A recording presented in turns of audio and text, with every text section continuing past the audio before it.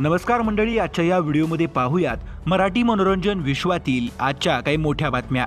गौतमी देशपांडे पाठोपाठ दिल दोस्ती दुनियादारी फेम अभिनेत्री स्वानंदी टिकेकर व प्रसिद्ध गायक आशिष कुलकर्णी हे दोघंही नुकतेच लग्नबंधनात अडकले आहेत।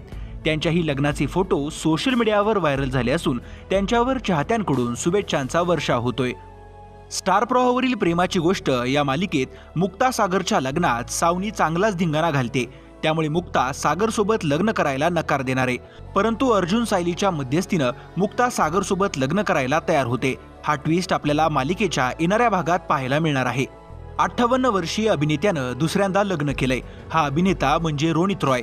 त्याने त्याचीच पत्नी नीलम बोस रॉयशी पुन्हा लग्नगाठ बांधली आहे। रोनितनं लग्नाच्या 20व्या वाढदिवसानिमित्त पत्नीशी पुन्हा लग्न केलंय। त्यानं आपल्या लग्नाचा व्हिडिओ सोशल मीडियावर शेअर करून चाहत्यांना ही आनंदाची बातमी दिली आहे। लोकप्रिय अभिनेत्री प्राजक्ता माळीनं सोशल मीडियावर आनंदाची बातमी शेअर केली आहे। ती म्हणजे इंस्टाग्रामवर प्राजक्ता माळीचे 2.1 मिलियन फॉलोअर्स झाले आहेत। त्यामुळे तिनं साडीतील काही खास फोटो शेअर करत 21 तारखेऐवजी आजच जागतिक साडी दिवस साजरा केलाय। प्रसिद्ध कॉमेडियनचं 32व्या वर्षी निधन झालंय।